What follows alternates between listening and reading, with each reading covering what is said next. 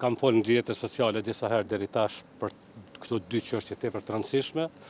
Shpresoj që sot deputetët e Kuvendit të Kosovës kanë me pas parasysh rrezikun që pikonoset Kosovës me veprimet e tyre të pamatura. Konsideroj të pamatura për faktin se ka shumë deputet të cilët vetëm e ngritin dorën atëherë kur e marrin mesazhin, kur i thot lideri, pa ditë me mendu për rrezikun që vjen. Unë konsideroj që përgjigjja jo gjithmonë Amerikës është rrezik për Kosovën. Një politikan që është kundër Amerikës është kundër kombit dhe kundër shtetit dhe e kanë thënë politikanë të tjerë disa herë që siguria energjetike është siguri kombëtare, ne s'kemi siguri energjetike. Konsideroj që lidhja e Kosovës me gazin amerikan është jetike.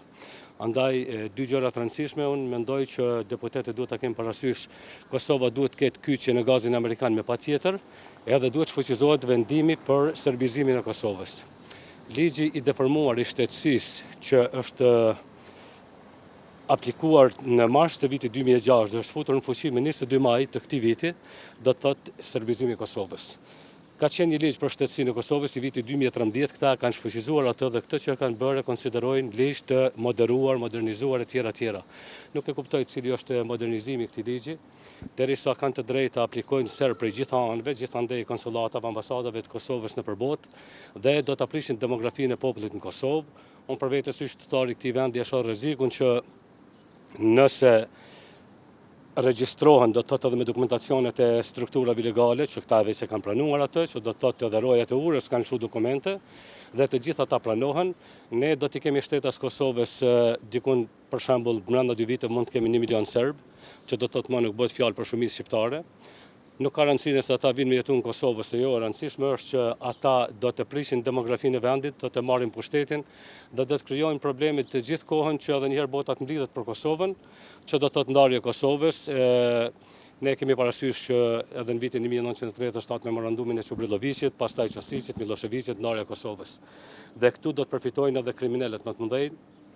Për shembull, me këtë ligj kanë me përfituar shtetësinë e Kosovës edhe policia dhe ushtria që kanë ardhur në Kosovë për vite për të vrarë, prerë, shkatruar, kanë masakruar, kanë vrarë nëna shtatzëna, kanë dënuar 20.000 gra motra nëna shqiptare dhe sot ata shpërblehen me shtetësinë e Kosovës. Fëmijët e tyre, pra fëmijët e këtyre kriminalëve përfitojnë nga ato parat me thes që i gjun qeveria e Kosovës, ndërsa fëmijët e dëshmorëve që studiojnë për shembull në Maqedoninë e Veriut nuk përfitojnë nga asnjëri shtet. Atje nuk përfitojnë se nuk janë shtetas Maqedonisë, në Kosovë nuk përfitojnë sepse nuk studiojnë në Kosovë.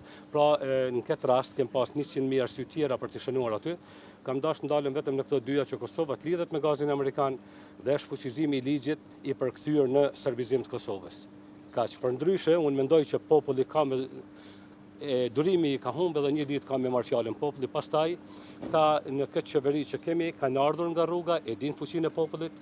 Këta duke përdorur fuqinë e popullit kanë ardhur në pushtet me akte terroriste duke sulmuar institucionet e vendit.